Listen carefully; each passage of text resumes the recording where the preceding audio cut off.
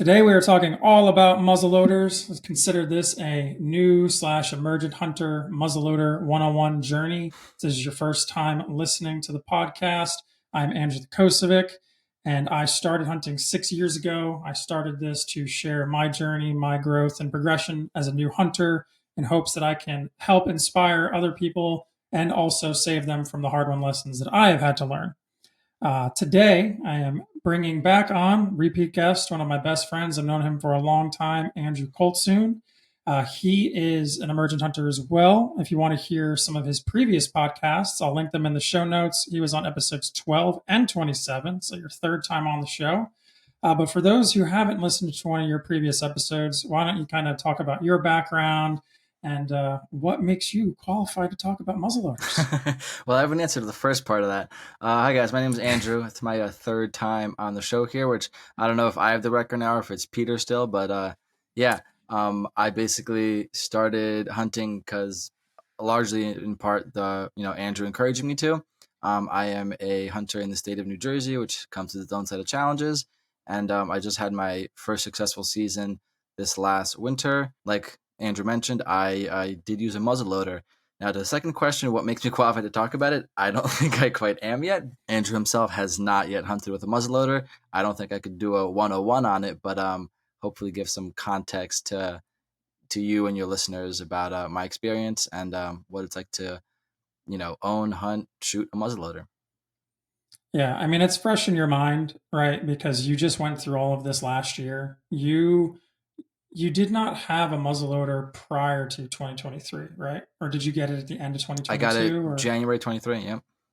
yeah, so everything you did from start of the year through the end of the year and then into this year, Mm-hmm. um, all learning experience. And one of the things that I have kind of adopted with this podcast is, I'm not an expert, but I can share my experiences and the things that I've learned along the way and help the person who's behind me. And you know more than I do about muzzleloaders, and I'm ready to dive in and kind of talk about it. So the first question, and I asked you this one before, but and it's going to be unique for everybody, right? Everybody starts and picks their different method of take.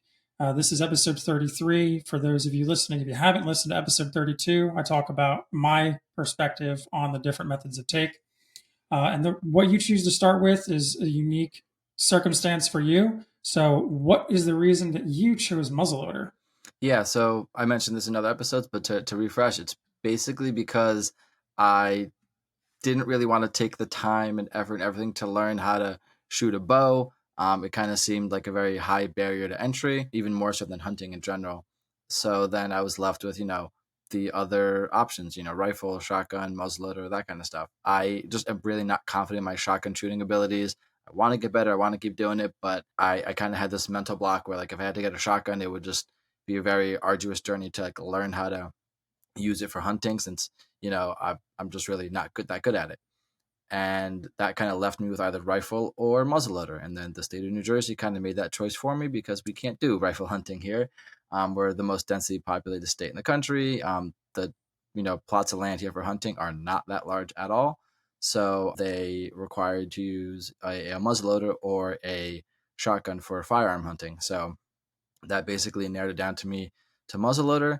And when I was kind of doing some research looking into it, modern muzzleloaders, they're still considered a primitive weapon, but it's very easy to look at them and think of them as just a one-shot modern rifle. They look, feel in your hands like a modern rifle.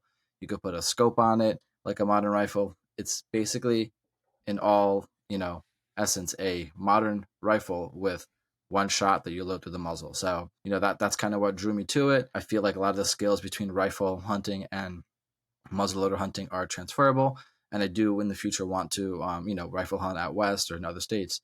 So I feel like the skills would be transferable. So that's kind of why I landed on muzzleloader. And honestly, it's been a great journey. It's been a lot of fun, and if I had to do it all over again, I would. Yeah, I applaud you for doing that. To me, the idea of learning the muzzleloader, finding a place to shoot and practice, and going through that, like my number one fear has always been that I'm going to have a misfire, something's going to go wrong with the powder, I'm not going to seat it far enough, and then the moment's going to come. I can touch on a couple of those things because I went through them. So I want to ask you. I definitely have so many questions about that. yeah. But before we dive down that rabbit hole, let's just pretend that the people listening don't know anything about how muzzleloaders work. Hmm.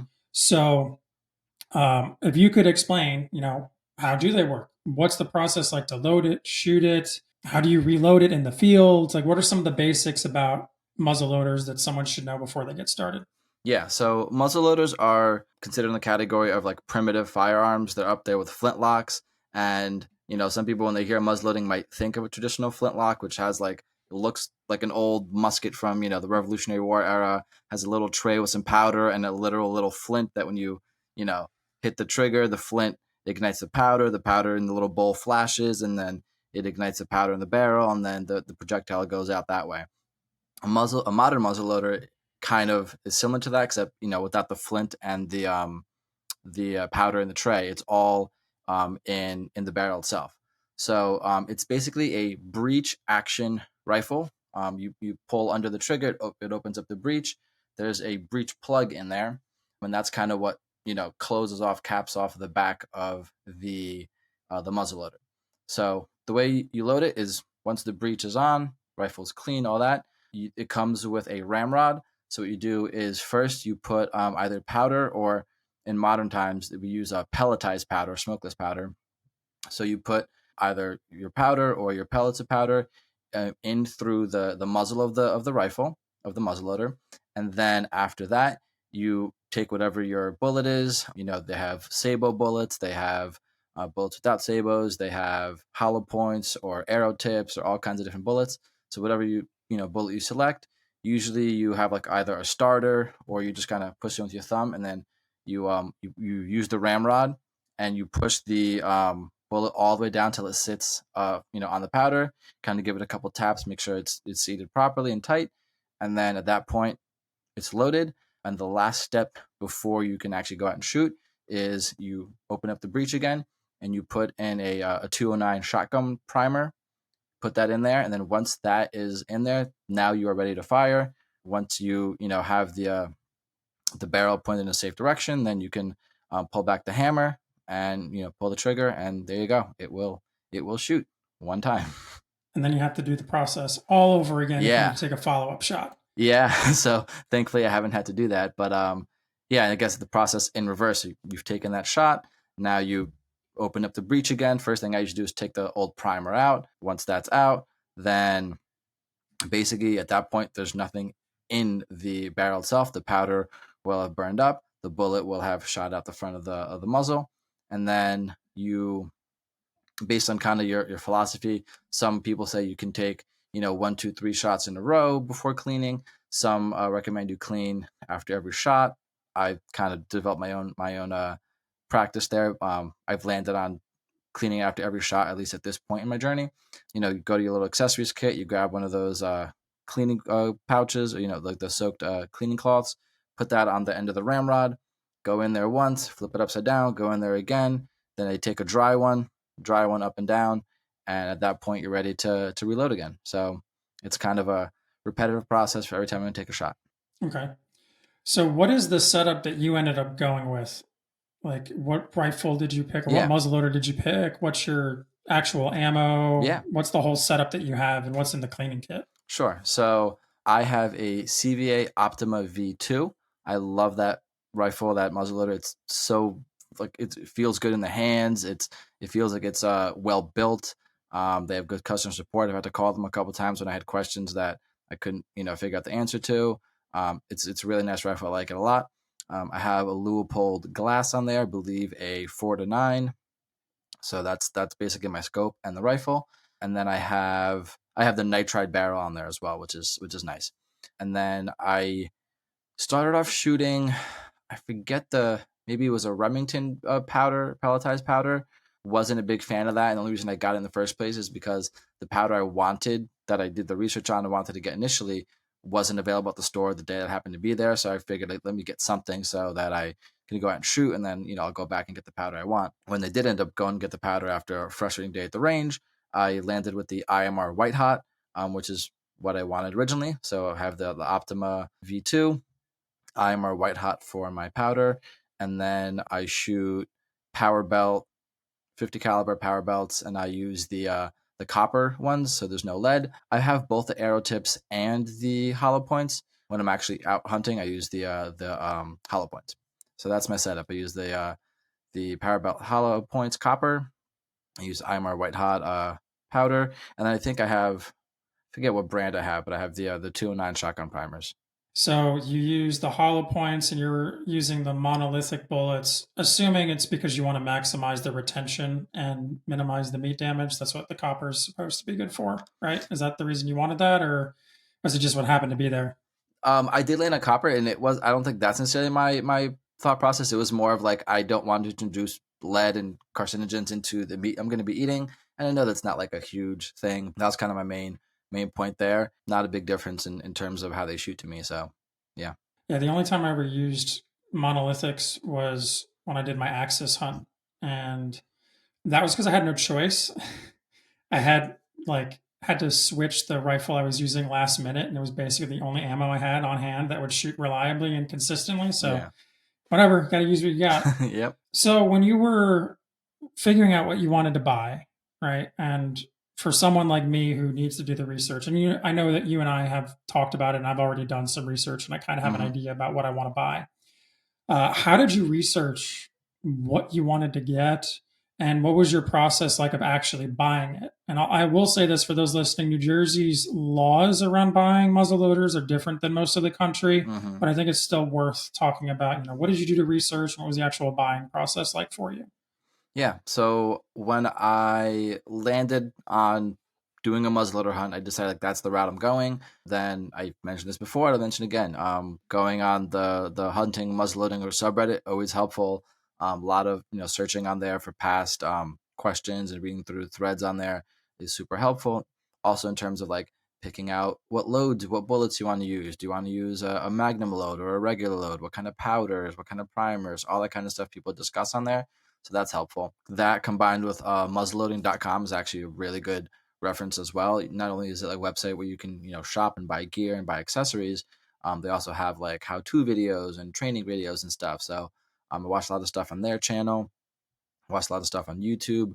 Once I kind of found out about CVA as a brand, I watched a lot of stuff on CVA's channel. Honestly, like I really liked it just because it looks and feels like a modern rifle. From far away, no one. If you take the ramrod off the bottom of the barrel, from a distance, no one can even tell it's a muzzleloader. It really just looks like a modern rifle, and kind of acts that way too. Once I landed on that, then it was just kind of going out to a couple stores until I could find one that had it, and I don't think I had much luck there. But I kind of took the leap, and there's a store that I trust. I had them order it for me. It came in, picked it up, all that, and then I'd order the glass as well. And I think that combo works very well for me. So it's a lot of online research. Maybe some people in other states will have better luck, in store getting their hands on it. Unfortunately, I didn't, but it all worked out because I think I did enough research online beforehand.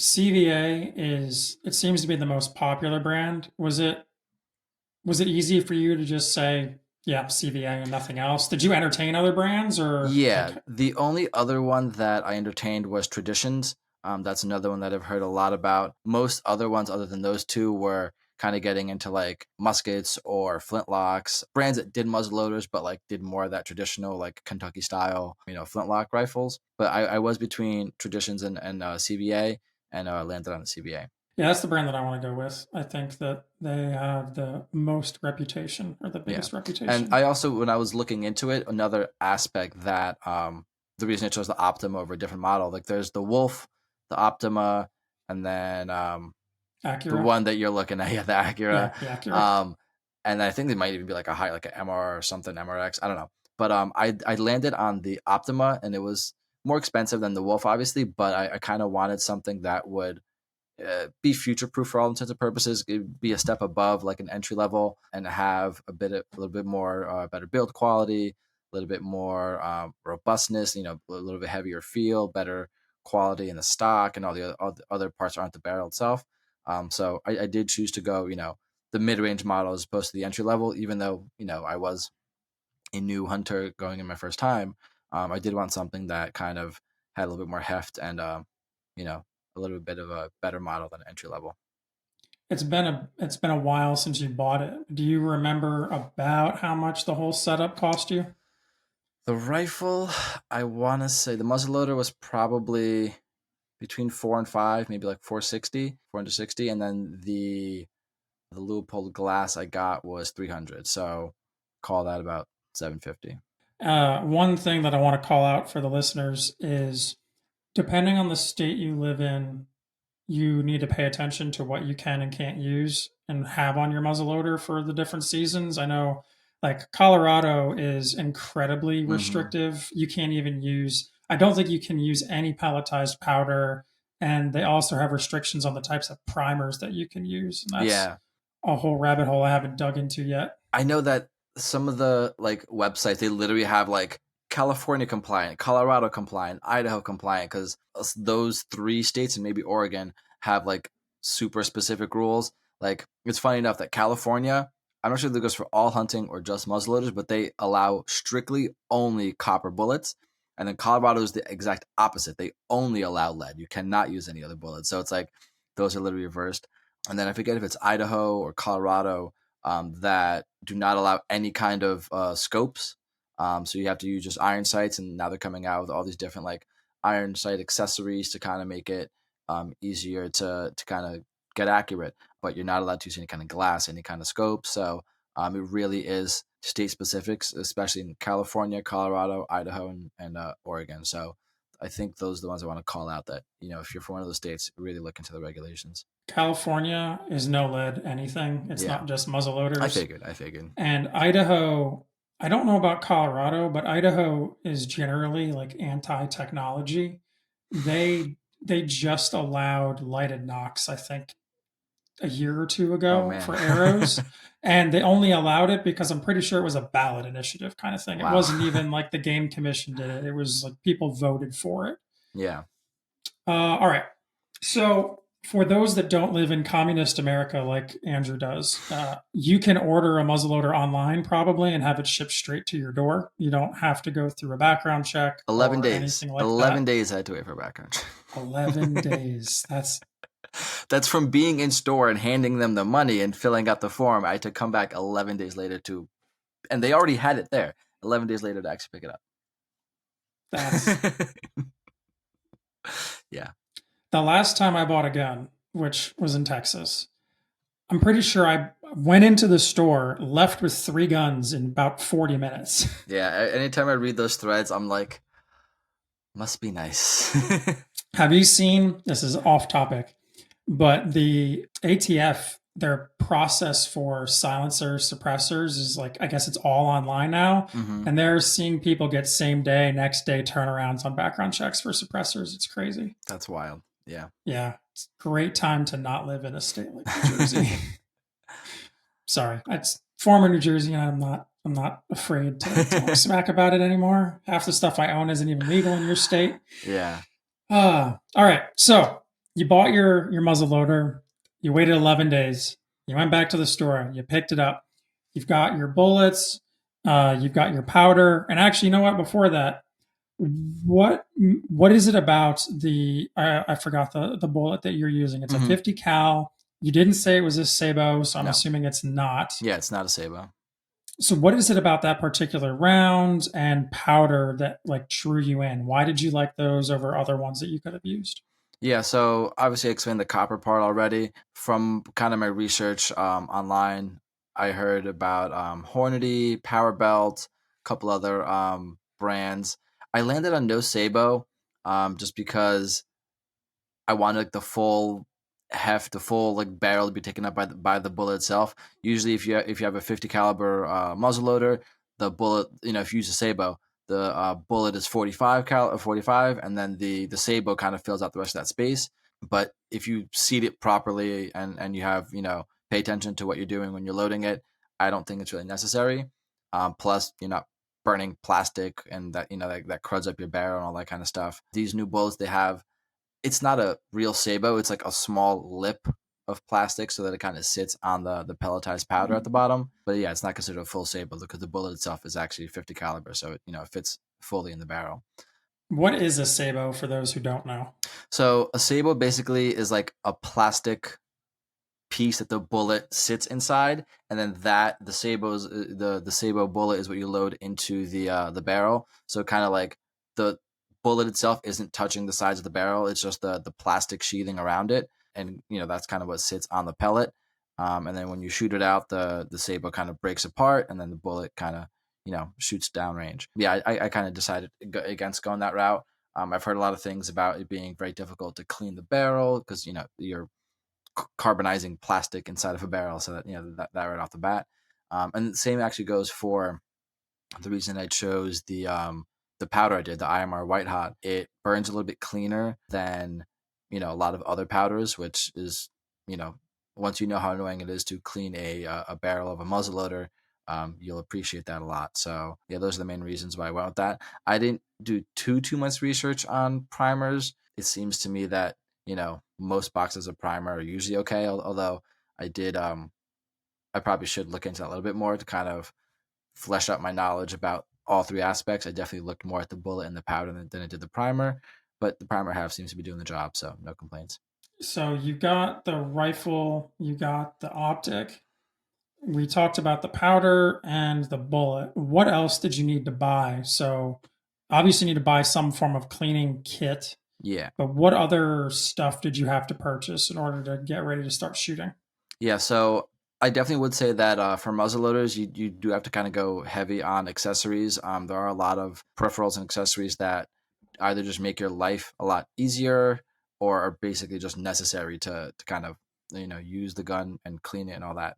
So I definitely recommend getting a pre-soak cleaning patches, dry cleaning patches at a minimum. I also recommend, at least with the model I got, getting a aftermarket ramrod. The reason being is so the ramrod that comes with the rifle itself, it has the handle on one end, like kind of the knob that you push on, and then the other end usually has threads on it, so you could thread on accessories.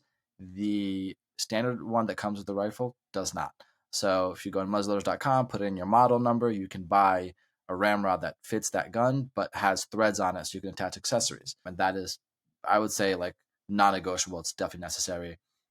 So some of the accessories I got with this new ramrod, you get you should definitely get a what is it called? Basically like a metal wire bristle brush that attaches on the end, so you can clean out any kind of carbonization, clean the barrel out.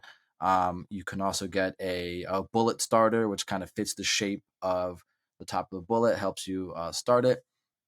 Then you can get also, this is important for some people, although there's ways around it, but getting a bullet remover, which sometimes if you get a bullet stuck in the barrel and you can't get it out, this basically has like a tip that you put on there and it kind of screws into the bullet and then you could pull it out that way. They have one that basically is like a microfiber cloth on an attachment and you clean the barrel that way. So there's a bunch of accessories that I would recommend for sure.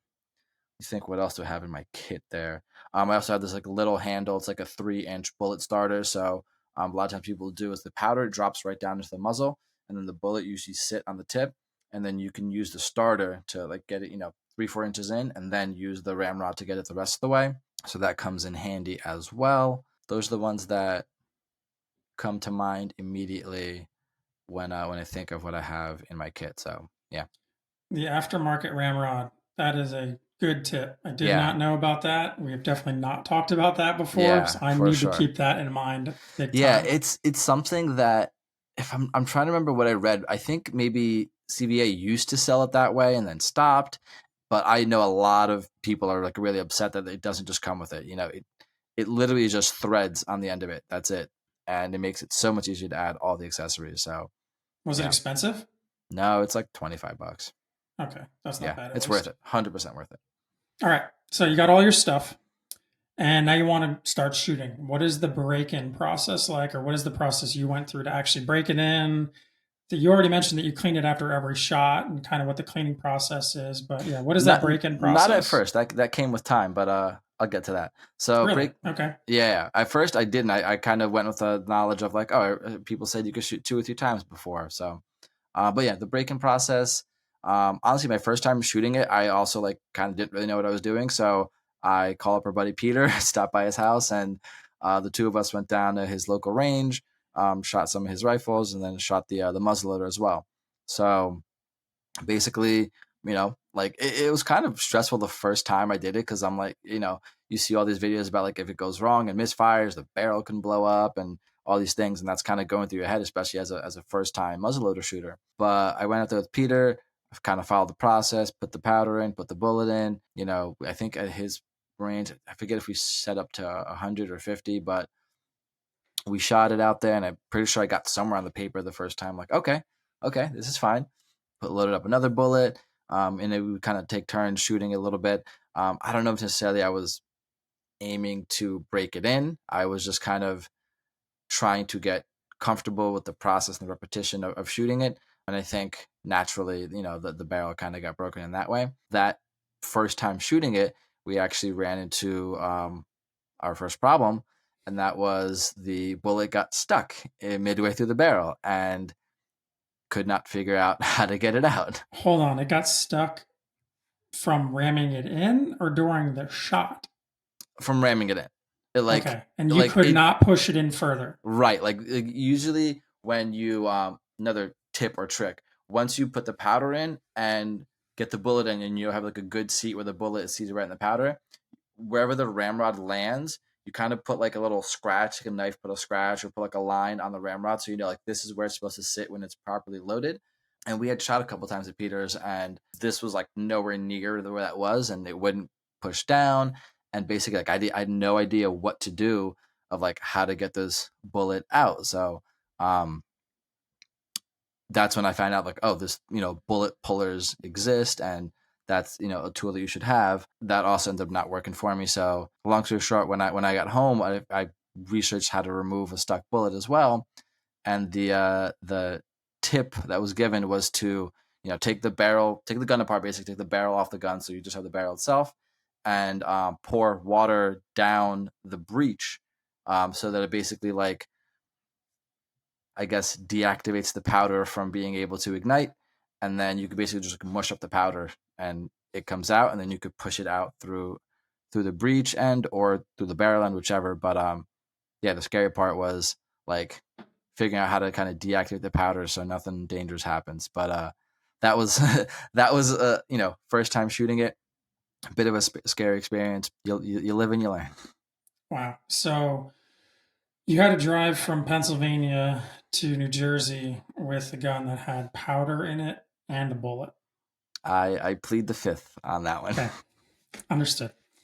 And was that because you needed to clean it more? Was it just like you weren't cleaning it enough, so there was too much gunk in there and it just built up, or you're not really sure what happened? That's my suspicion. I may have also like not been completely like stable when using the ramrod or something along those lines. It could have been a multitude of things.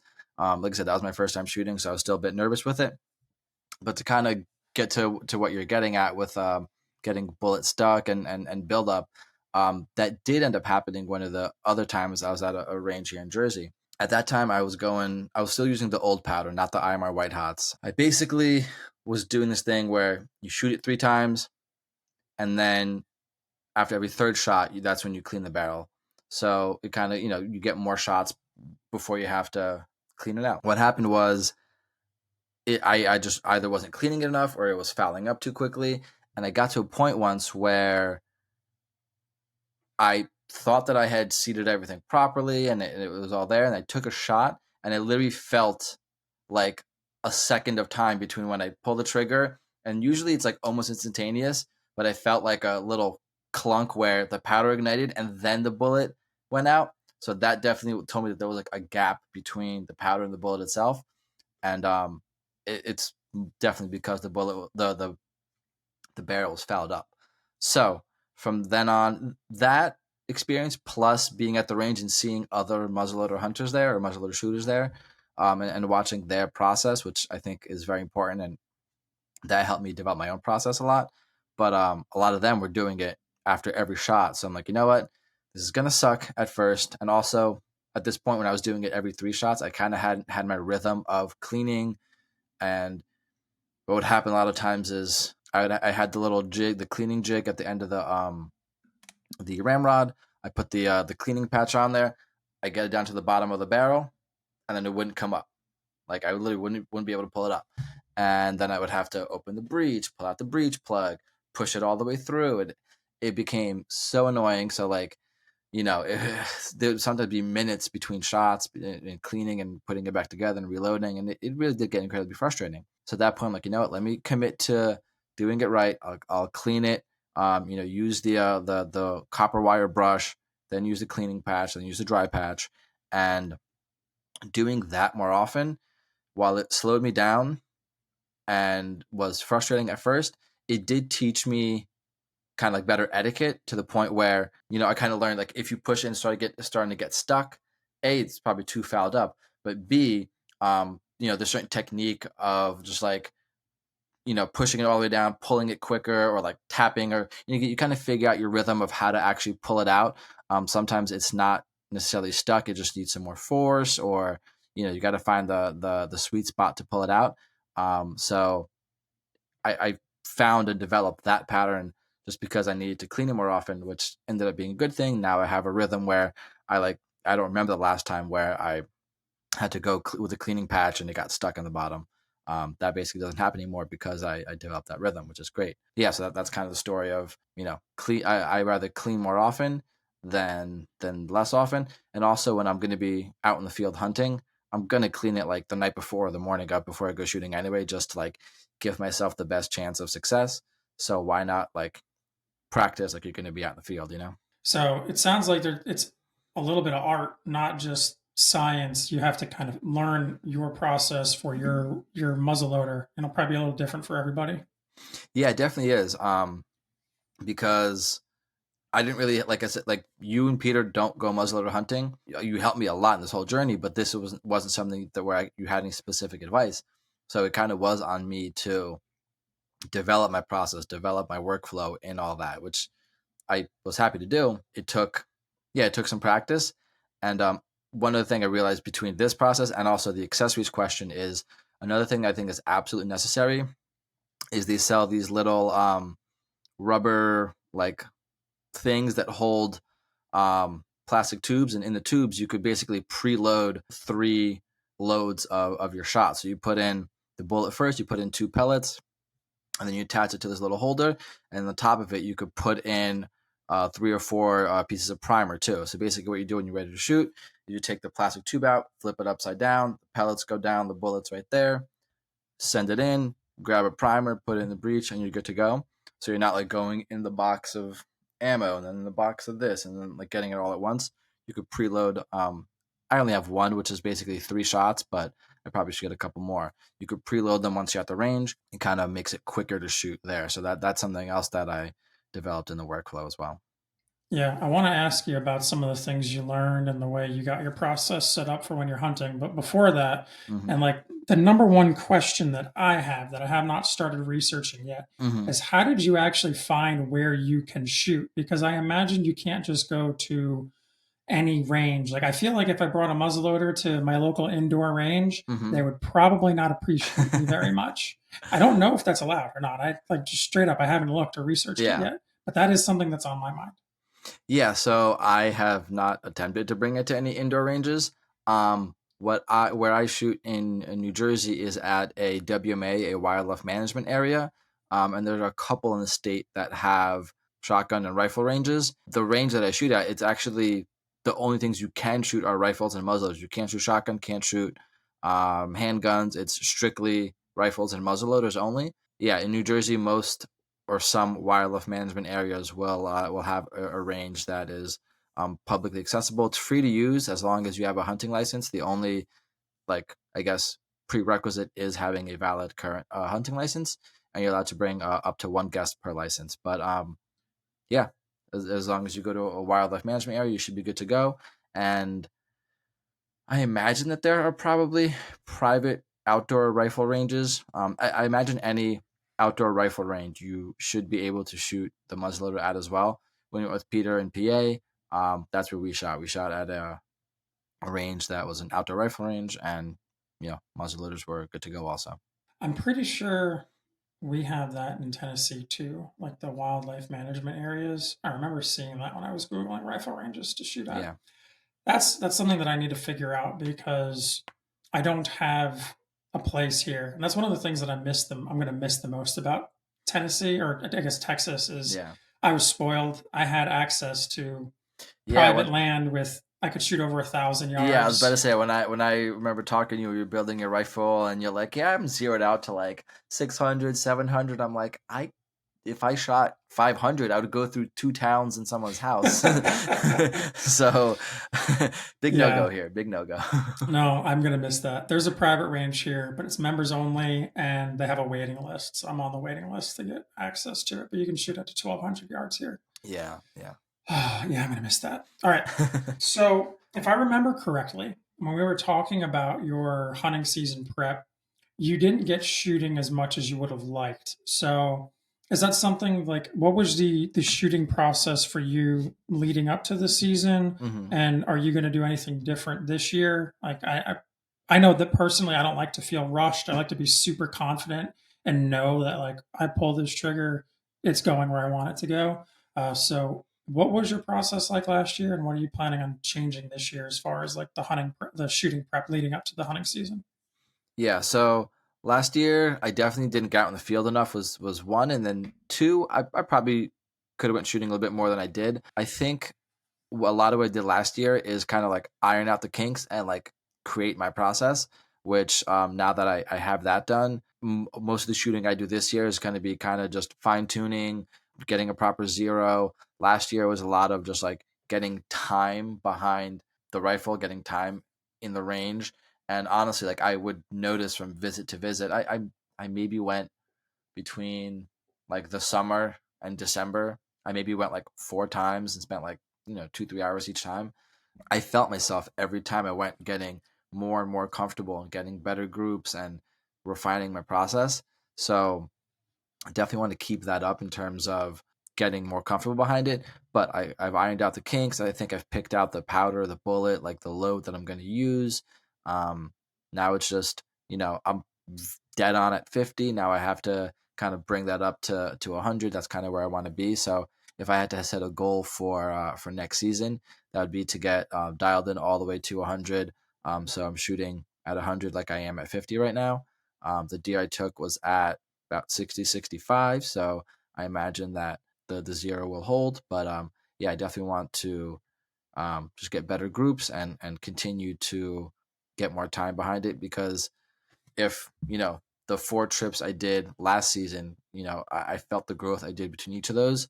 I feel like as you get better and better, the incremental growth is a little bit smaller, but I think it'll still be there.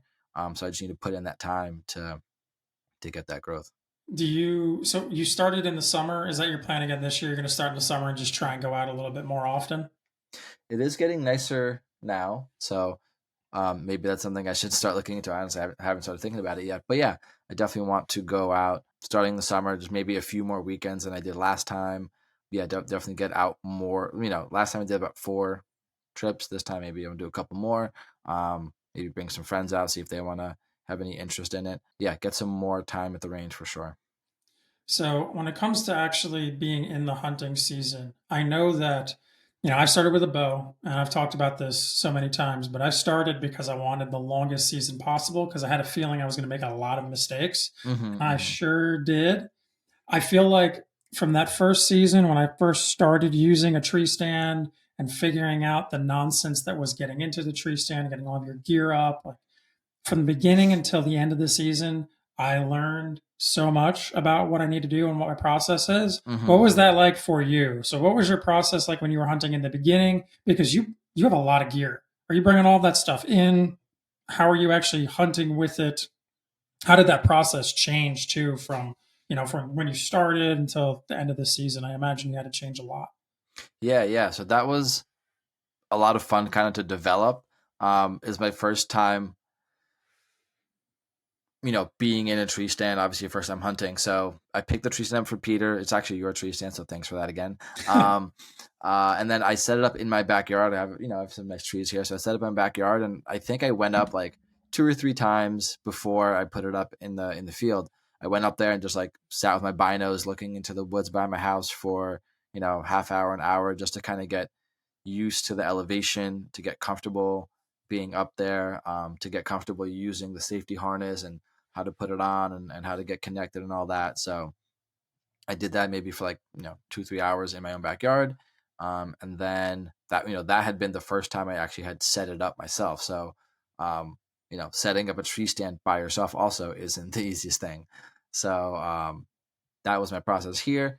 And then when I brought it out in the field, I mentioned this last episode, but like I definitely hadn't spent as much time scouting the field closer to the season than I would have liked to. So when I got out to the field, I had like a rough idea in my head of where I wanted to put it. But then when like I got there with the stand and everything, I'm like, there are really no good trees here to put it on. So I kind of had to adapt and find a different tree, a different location. I ended up going about 300 or about 100 yards south of where I initially was, found a suitable tree, and then set it up there. I think I came up with a pretty unique, interesting setup for how I actually was hunting, in the stand for the season. And that was like I had the stand itself. I would crawl up, I would get up in the stand, and I basically set up a rope that was attached to the stand, drop down to like my backpack, and there I had like, food, water, snacks, that kind of stuff, and like any other gear that I might need. And then attach the rope to there, so like I wouldn't have any like small things that could fall off, or things I could lose, or like things that I had to haul up and down the tree stand all the time. If I wanted water or food, whatever, I'd just pull it up, grab what I needed, shimmy it back down, and that kind of worked pretty well. I'm glad I came up with that. And then the other thing I would do is I had a shooting stick, kind of like a monopod, and then the rifle itself. So I didn't want to be just like, it's a small trees and a lot of space up there. I didn't want to be like, you know, just having the rifle on the monopod at all times, just looking around, because it just gets cumbersome, and you kind of get tired. Sometimes I just want to stand up and have some space. So I got a couple like S clips and attach those to like the other side of the tree stand.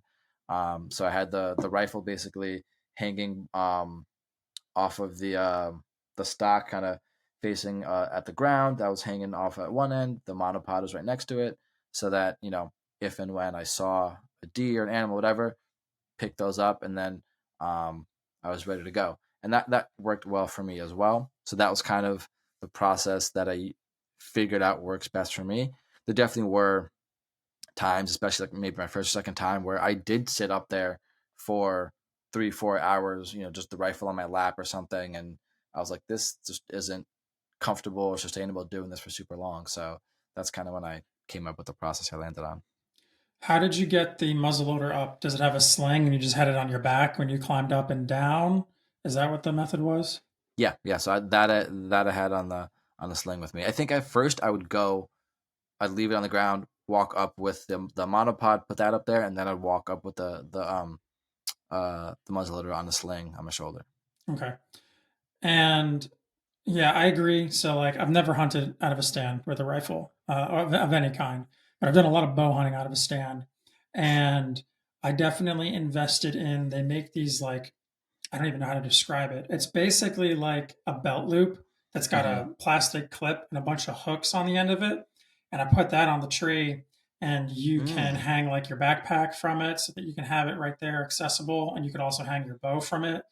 They make these clips that you can put on the bottom of the tree stand that has like this bracket that the bow limbs fit into, and you can actually use that and just have your basically standing up next to you, and then when you want it you just reach it and grab and pick it off. It's been a while since I've hunted out of a tree stand Yeah. because I've been lucky to just use blinds and private land the Yeah. last couple of years, but now I'm going to be in a tree stand all over again, and it's going to be a bunch of learning. It's I'm excited for it, but I know I'm going to make a bunch of mistakes that I made Mm-hmm. 6 years ago, and I'm going to be kicking myself in the butt. Like, you Yeah. should have learned from these mistakes already. That does sound interesting. I might need to look into that. That could Could be better setup than what I have. Oh, dude, there's so much gear that you can spend money on. It's insane. Just never It's ends. No, it doesn't, and a lot of it isn't necessary. So, like, I've been learning over time what I do and don't actually need, and what I don't use.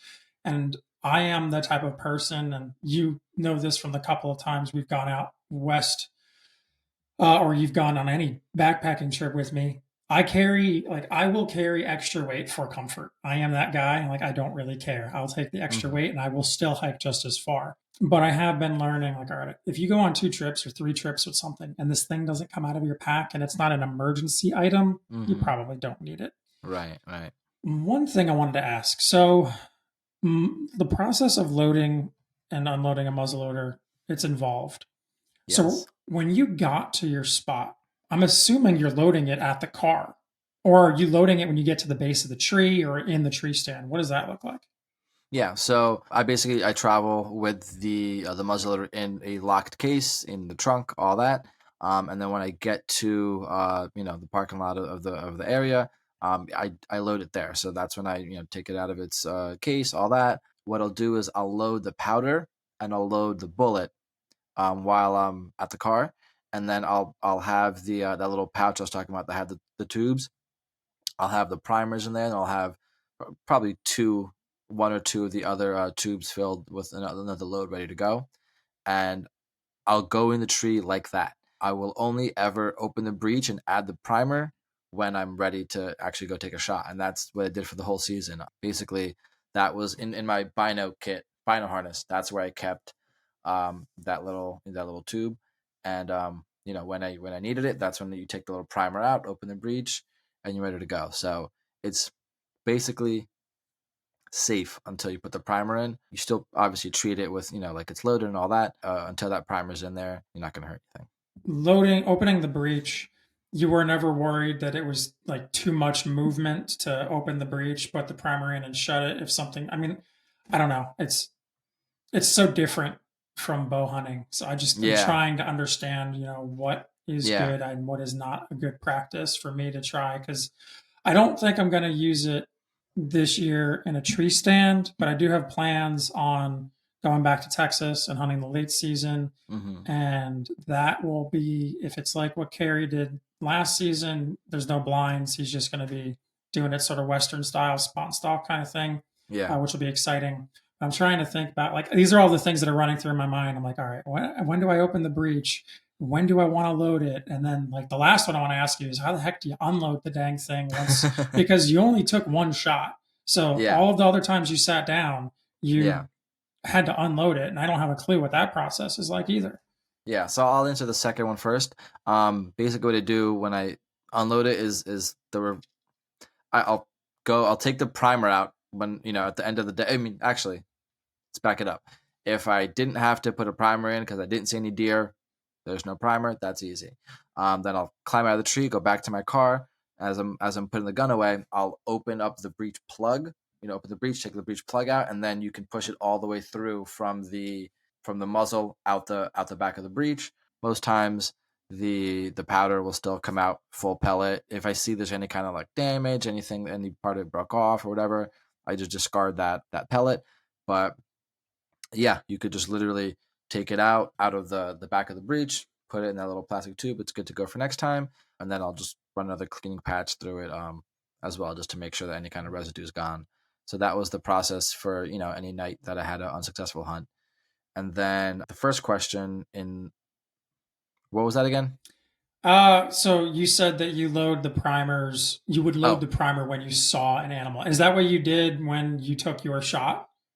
yes. So, like I said, I had the primer ready in my bino harness, and anytime the one time that I saw a deer, first I was just like a lot of adrenaline, like, oh my god, this is wild.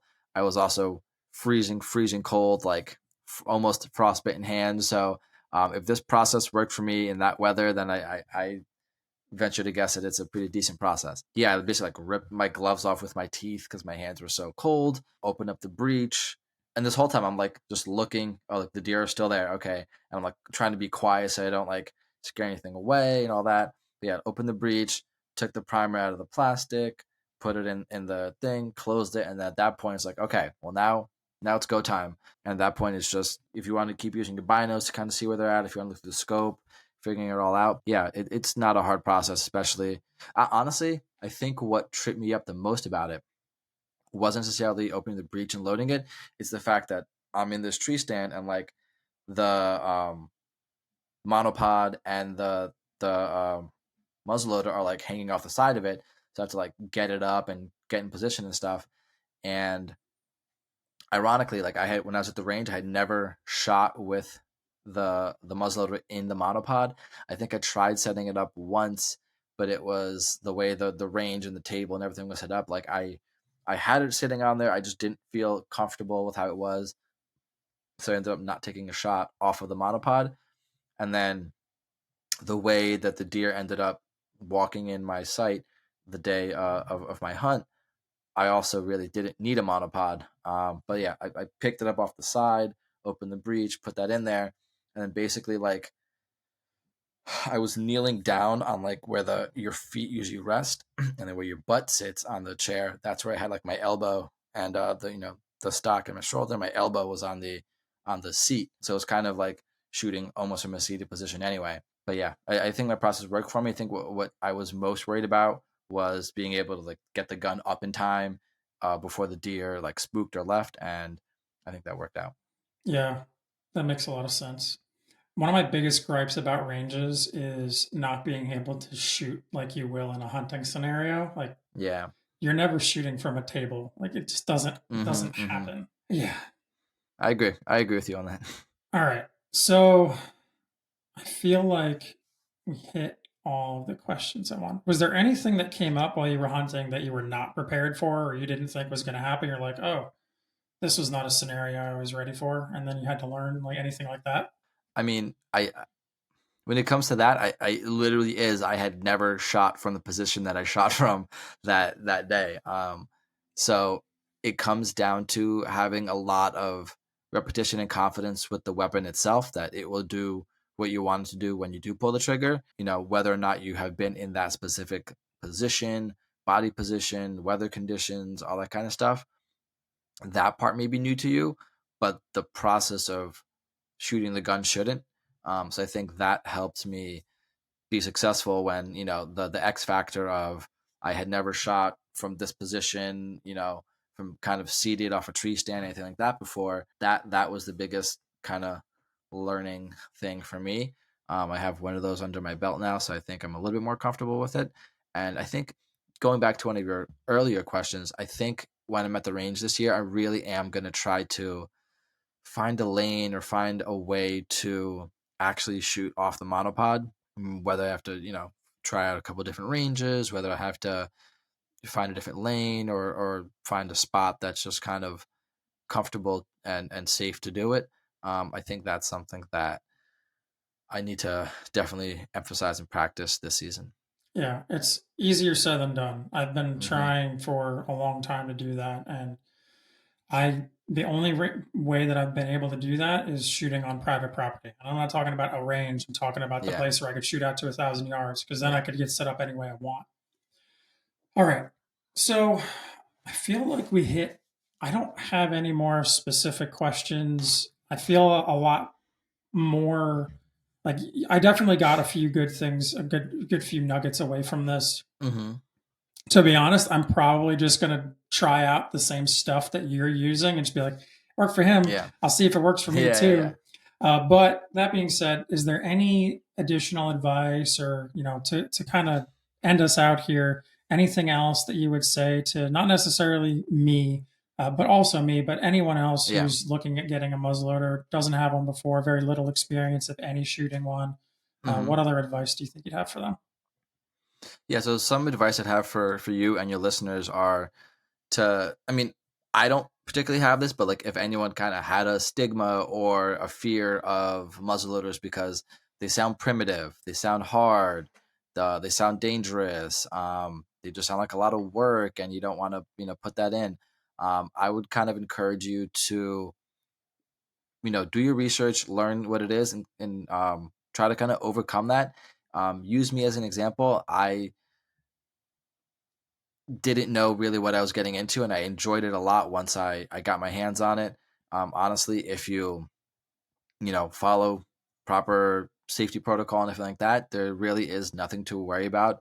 Going back to what I always say, like if you load it properly, it really does shoot just like a modern rifle that just shoots one shot at a time. I actually do have another story that I just thought of that I didn't get to share last episode that I think is a little bit relevant here. So the day that I went shooting when I got the deer, that was like the first snow hail storm we had in Jersey, and I didn't want to get like any rain or any snow into my barrel so it didn't rust or just anything like that. So I put a piece of like blue painter's tape over it as I was walking from my car over to the tree stand, and then I go up in the tree stand and hang it up there, and just left that tape on the whole time. And I was intending to like take it off when I go shooting. Long story short, one of the things that I forgot to do the entire time that I was, opening the breech, loading, all that, I just forgot to take the tape off. And thankfully, I shot right through it and it was no problem. But one of the most dangerous things when shooting a muzzleloader is a obstruction in the barrel. So, like, looking back, I'm like, I was stupid. That was dumb. That was dangerous. What are you doing? And I noticed that when I was like done with everything, like putting my rifle away, and there's still like blue painter's tape on like the edges of the barrel. I'm like, oh no. Like I said, thankfully there was nothing dangerous, but definitely don't ever shoot if you see or feel an obstruction in the barrel, because that is kind of what can lead to that pressure buildup.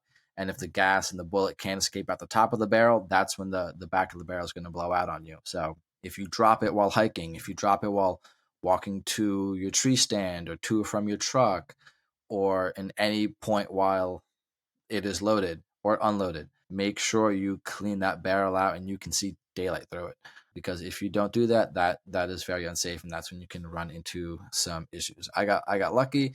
I learned my lesson the hard way, and that's something that I'll definitely be paying attention to more. But if you use proper ammunition, proper modern powder, primers, all that, it really is fun to shoot. It's safe to shoot, and I think it's a great alternative for, I think, a hunter that doesn't feel comfortable, doesn't want to learn how to shoot a bow, or doesn't want to shoot a shotgun, kind of like me. So it's a great alternative, and I think it's a lot of fun. I've said it, I don't know how many times now, but this is the year. I'm doing it this year. Even if I don't actually use it this year, I'm getting one this year. And I know Yeah, Peter was talking about getting one and trying to do that black bear hunt, Pennsylvania. Could be a good excuse. But it's anyway, exciting. It's exciting. I appreciate having you back on. It's been a while since we've been able to talk, and it was nice to catch up before the podcast. And happy to have you on and educate me and all of the listeners about muzzleloaders and kind of your experience with them. So thank you very much for coming back on. Very, very much appreciate it.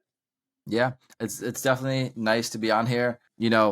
This podcast has been a great resource for me and for a lot of other hunters out there. And I know I've told you this personally, but like since some of the episodes you and I have done, a neighbor of mine reached out to me. He's like, "Hey, I listened to you on the podcast, and like I am interested in this." So like him and I have been chatting about that. So if you're listening, what's up? You really are a great resource both for myself and for other people. So can't recommend the podcast highly enough, and just want to let you know like you are having an impact on emerging hunters out there. So good job. Thank you. It's the whole idea, the whole point behind it is to help get more people out there. So it's exciting to see that happen.